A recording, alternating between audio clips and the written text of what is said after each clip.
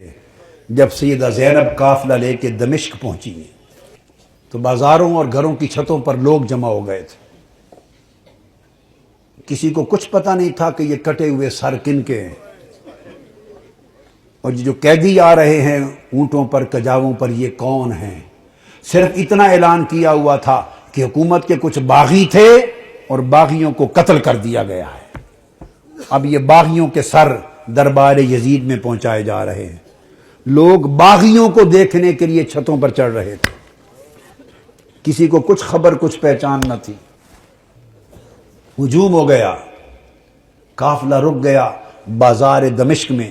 آج وہ بازار سوق حمیدیہ کہلاتا ہے، چھتا ہوا ہے آج بازار دمشق کا۔ وہ روٹ تھا جہاں سے وہ مسجد اموی جو ہے اس طرف دربار یزید کی طرف مڑ کے قافلہ جانا تھا۔ بھیڑ ہو گئی، قافلہ رک گیا۔ بھوک تھی، پیاس تھی، پریشان حالی تھی، تو چھتوں پہ جو لوگ چڑھ گئے تھے ان میں ایک خاتون بھی چڑھ گئی تھی، بوڑھی۔ اس خاتون نے دیکھا قیدی ہیں، مسافر ہیں، پریشان حال ہیں۔ اس نے پانی بھیجا، کچھ کھانے کی چیزیں بھیجی، کچھ کپڑے بھیجے، دوپٹے بھیجے، ضرورت کا سامان بھیجا۔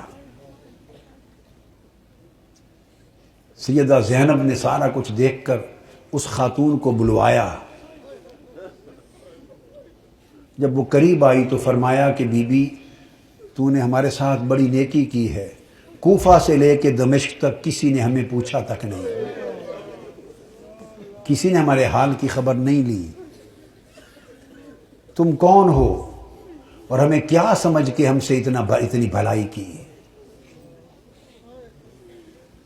اس نے کہا میں اور تو کچھ نہیں، میں اپنی اوائل چھوٹی عمر میں مدینہ رہتی تھی اور حضرت سیدہ فاطمہ الزہرا کی خادمہ تھی۔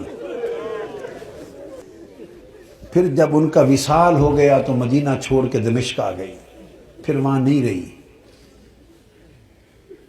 تو تم نے اتنی نیکی کی ہمارے ساتھ کیا سمجھ کے؟ اس نے کہا مجھے اور تو کچھ معلوم نہیں۔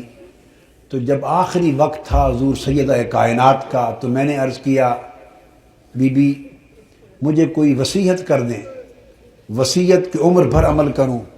تو انہوں نے مجھے، جانتی تھی کہ میں دمشق سے ہوں، انہوں نے مجھے وصیت کی تھی، فرمایا تھا بیٹا ایک ہی وصیت ہے، کبھی قیدی نظر آئیں تو ان سے اچھا سلوک کرنا۔ زندگی میں کبھی قیدی نظر آئیں تو ان سے اچھا سلوک کرنا۔ میں نے تو دیکھا ہے قیدی ہیں اور مجھے ان کی وصیت یاد آئی ہے۔ زندگی میں پہلی مرتبہ موقع ملا ہے تو میں نے سیدہ فاطمہ الزہرا کی، اپنی مخدومہ کی، میں نے نصیحت پہ عمل کر کے قیدی جان کے تو یہ سارا کچھ کیا ہے۔ سیدہ زینب رضی اللہ تعالی عنہا اور سلام اللہ علیہ فرمانے لگی اللہ تیرا بھلا کرے، تجھے اجر دے، بتا تو نے ہم سے اتنی نیکی کی، بھلائی کی، ہم تیرے لیے کیا دعا کریں، کیا صلہ دیں؟ ہم تو اس وقت خود مسافر ہیں، قیدی ہیں، لٹے ہیں، مظلوم ہیں، بے یار و مددگار ہیں، ہم تیرے لیے کیا دعا کر سکتے ہیں؟ اس نے کہا بی بی میری ایک ہی آرزو ہے عمر بھر کی، وہ دعا کر دیں۔ پوچھا کیا آرزو ہے؟ اس نے کہا جب میں وہاں سے چلی تھی تو سیدہ فاطمہ الزہرا رضی اللہ تعالی عنہا کے چھوٹے چھوٹے شہزادے تھے، حسن حسین اور بی بی زینب، چھوٹے معصوم بچے تھے۔ اب زمانہ گزر گیا، میری اس وقت سے آرزو ہے کہ کبھی مجھے حسین اور زینب کی زیارت ہو جائے، دعا کر دے کہ مجھے ان کی زیارت نصیب ہو۔ بی بی زینب نے فرمایا تیری دعا قبول ہو گئی، میں زینب ہوں جو قیدی ہوں، اور جس کا سر کٹا نیزے پر دیکھ رہے ہو یہ حسین ہے۔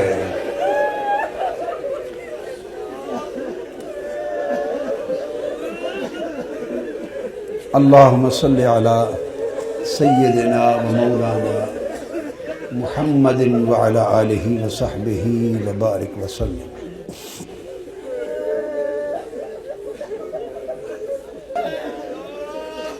پھر سیدہ زینب قافلہ لے کر جب دربار یزید میں پہنچی ہیں تو اس بدبخت نے حکم دیا کہ یہ جو قیدی ہیں میرے سامنے پیش کیے جائیں، اور گستاخانہ انداز کے ساتھ سیدہ زینب اور سیدنا امام زین العابدین کی طرف مخاطب ہوا۔ آپ کے ساتھ وہ ضعیفہ مائی تھی جو سیدہ کائنات سیدہ فاطمہ الزہرا رضی اللہ تعالی عنہا کی خادمہ تھی، اور جنہوں نے اپنی گود میں حسن حسین اور زینب کو پالا تھا۔ ان کا نام تھا فضہ۔ ان حضرت فضہ کا مزار آج بھی دمشق کے قبرستان مقبرہ باب الصغیر میں ہے، اہل بیت اطہار کے ساتھ ہی۔ وہ ضعیف تھی، ضعیف، اس وقت بوڑھی بڑھاپے کی وجہ سے جھک گئی تھی، کمر سیدھی نہیں ہوتی تھی۔ وہ کھڑی ہو گئی جوش میں کھڑی ہو گئی اور فرمانے لگی، بدبخت یزید،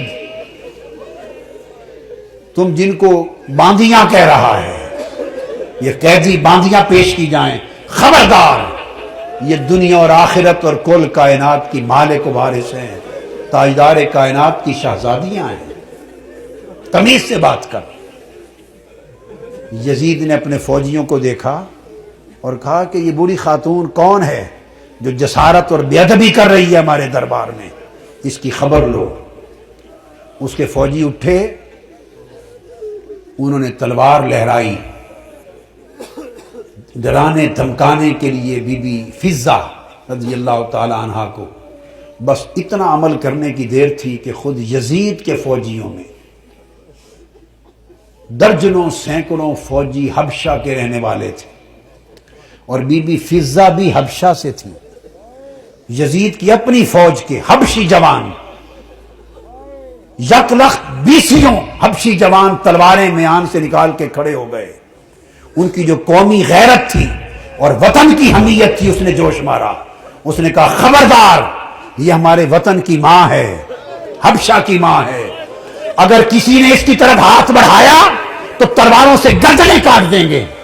جب وہ تلواریں لہرائیں حبشہ کی ایک خاتون کی عزت کی خاطر، تو اس وقت سیدہ زینب نے مڑ کے مدینہ کی طرف دیکھا اور مدینہ کی طرف تک کر ہاتھ اٹھائے اور عرض کیا، بابا، آج حبشہ کی ایک بیٹی کے لیے سینکڑوں تلواریں نکل آئی ہیں، مگر آج آپ کی بیٹیوں کی حفاظت کے لیے کوئی شخص یہاں موجود نہیں۔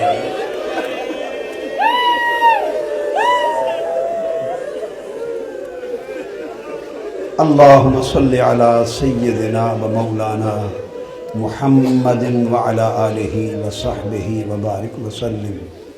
الصلاة والسلام علیک یا سیدی یا رسول اللہ وعلی آلک و اصحابک و اہل بیتک یا حبیب اللہ وعلی آلک و اہل بیتک و ذریتک یا حبیب اللہ